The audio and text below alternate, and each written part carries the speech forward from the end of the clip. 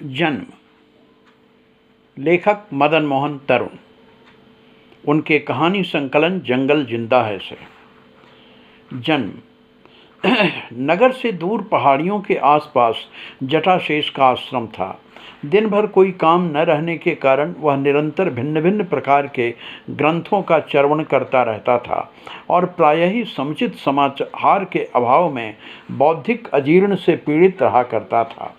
कुछ लोगों का कहना था कि किसी राजनीतिक दल से उसका तालमेल है। वह स्वयं कभी ऐसे आरोप लगाए जाने पर बड़े गर्व से इस स्थिति को वैचारिक प्रतिबद्धता का नाम दिया करता। अपनी इन्हीं विशेषताओं के कारण वह प्रायः ही पुरस्कृत और प्रशंसित होता रहता था।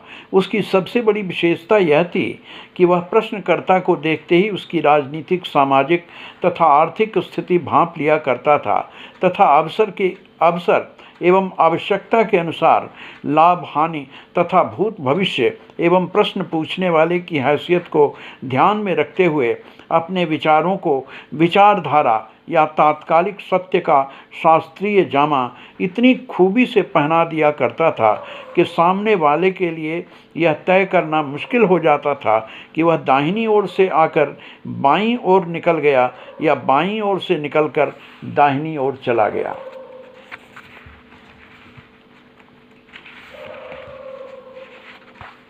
वह विचारों की दुनिया का कुशल बाजीगर था।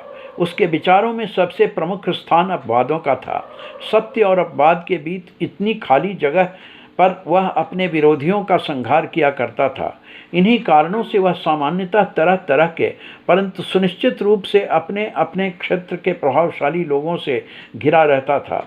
उसके आश्रम के पास ही एक गहन वन था जिसमें भिन्न भिन्न प्रकार के पशु पक्षी रहा करते थे। पशु पक्षियों को भोजन के लिए वहाँ कठिन जीवन व्यतीत करना पड़ता था। दिन भर के परिश्रम के पीछे संध्या समय झाड़ी के पास परिश्रम करते हुए वे मनोरंजन के लिए जटाशेष की बातें सुना करते थे। किंतु इस बार एक विचित्र घटना घटित हुई।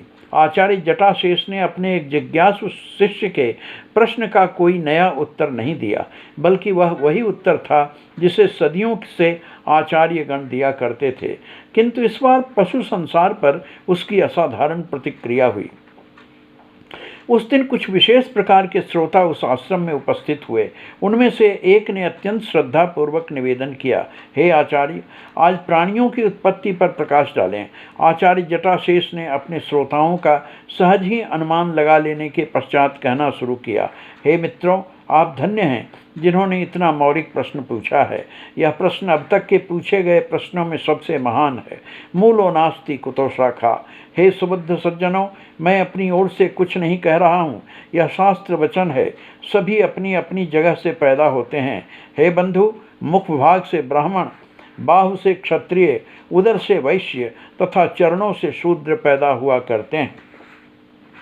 आचार्य जटाशेष इसके पश्चात भी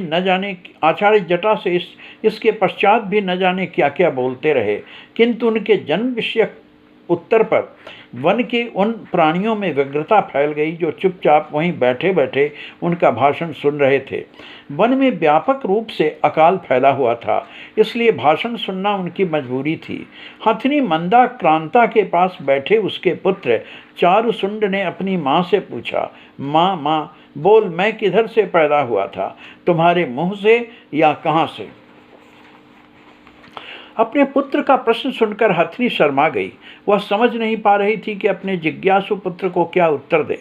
थोड़ी देर वह सोचकर चुप रही, शायद यह दूसरी बार न पूछे। परंतु चारुशुंड ने अपनी माँ से पुनः पुनः यही प्रश्न पूछा। तब हथिनी मंदाक्रांता से कहा, बेटा, पशु पक्षी सभी एक ही स्थान से जन्म लेते हैं। यह जटाशंकर इंसानों की बात कर रहा है। उनके बारे में मुझे ज़्यादा जानकारी नहीं। हो सकता है उनके यहाँ बच्चे तरह तरह से और शरीर के भिन्न भिन्न भागों को चीर चीर कर निकलते हों। अपनी माँ का उत्तर सुनकर चारुशुंड को बहुत दुख हुआ। इंसानी औरतों को बच्चे पैदा करने में सचमुच कितनी तकलीफ होती होगी। जो भी हो, चारुशुंड बहुत आकुल रहा।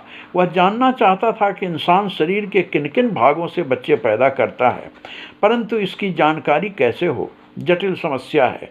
इस जंगल में भला कौन इंसानी औरत बच्चे जनेगी। वह सोच सोच कर रोमांचित था कि देखने में वह दृश्य कितना रोचक होगा कि एक बच्चा औरत के मुंह से निकला जा रहा है, एक हाथ से, एक पेट से, एक पाँव से, और न जाने कहाँ कहाँ से। ओह, कितना रोमांचक होगा वह दृश्य।